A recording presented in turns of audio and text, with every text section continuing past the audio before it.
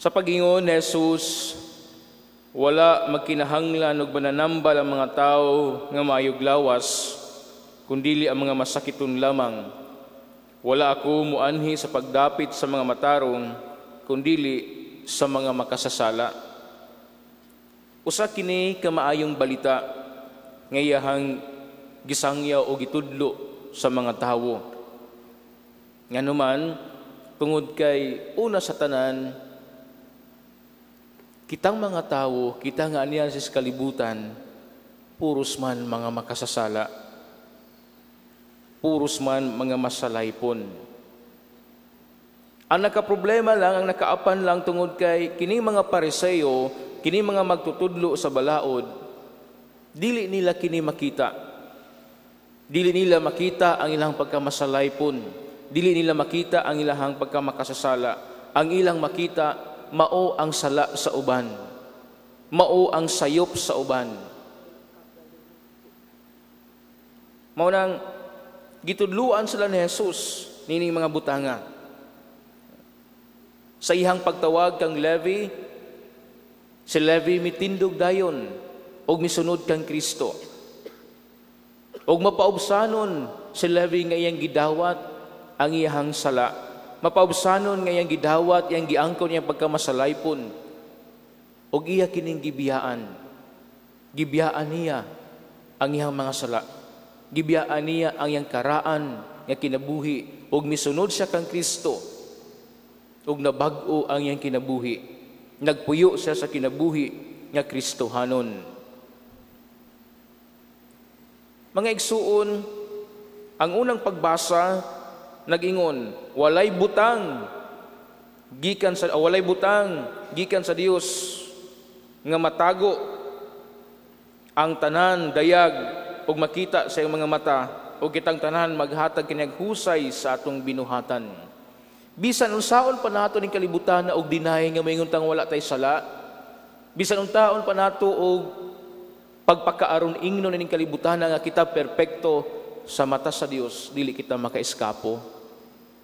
Sa mata sa Ginoo, dayag kaayo niya ang atong mga binuhatan. Og sa katapusan, paninglan kita sa Ginoo niini. Husayon kita sa Ginoo sa katapusan sa atong kinabuhi. Nabito nang sa nangaging mga unang pagbasa, mingon siya, nanumpa ako nga kato mga tawo nga dili mamati sa mensahe o nakadungog sa akong mensahe apan wala mutuman niini, dili makasulod o makapahulay uban kanako. Manamang kay kisunan ko ni Kristo atong angkunon sa mapaubsanon nga kasing-kasing nga kita masalaypon. Ato ang kunon nga nanginahanglan kitag tabang sa Dios, nanginahanglan kitag kaayuhan, not physical but spiritual. Nanginahanglan kitag kaayuhan sa atong kalag. Busa mapaubsanon kita mo dangop sa Ginoo, sama kang Levi. Mapaubsanon nga miangkon nga siya masalaypon. Og misunod gayud sa Ginoo og gibiyaan niya ang iyang kinabuhi nga masalaypon og kining gibag-o uban kang Kristo. Dili unta kita mahisama sa mga Pariseo nga ang sala sa uban mo atong makita apan dili kita makakita sa atong kaugalingon nga sala. Dili unta kita mahisama sa mga Pariseo nga mga tigpakaaron ingnon. Kay bisan unsaon pa nato ning kalibutana, bisan pag maningkamot kita sa pagpuyo sa matarong, musipyat gayud kita, makabuhat gayud kitag mga kalapasan. Tungod kay ang kalibutan nga tong gipuy-an, kalibutan nga danlog. Matag karon unya madalinas gayud kita. Munang wala kitay mahimo kun wala ang Dios. Busa kanunay kitang mangayo siyang panabang.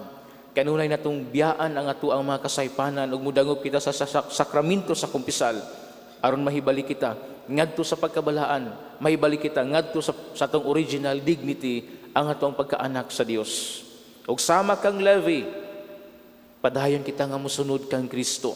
Padayon kita nga mutuman sa iyang kasuguan ug kabubuton dinhi sa kalibutan aron sa ingon Kitang tanan makasulod ug makapahulay uban sa Ginoo didto sa iyang gingharian. Dili pahulay nga physical, kundi pahulay nga spiritual. Meaning to say, nagpunting kini sa atong kaluwasan sa kinabuhing walay katapusan. Muna sa pagpadayon nato ning santos nga misa, pangayoon nato ang tabang sa atong mahal nga Birhen Maria. Nga diha sa tuang pagpaningkamot sa pagpuyo sa kinabuhing Diosnon, ang atong mahal nga Birhen Maria, ang atong langitnong inahan, ang inahan sa kanunay panabang, kanunay untang magpahinumdum kanato, magpakita kanato sa mga butang nga kundiin nakabuhat kita og kalapasan, og magtultol siya kanato ngadto sa sakramento sa kumpisal, aron diin makapangayo kita pasaylo sa Ginoo og mosunod kita sa Ginoo hangtod sa katapusan sa atong kinabuhi ining kalibutana, ug aron atong maangkon ang kinabuhi nga dayon, ug magkahiusa kitang tanan ngadto sa gingharian sa langit, ug makapahulay gayud kita uban sa atuang Ginoong Hesukristo. Amen.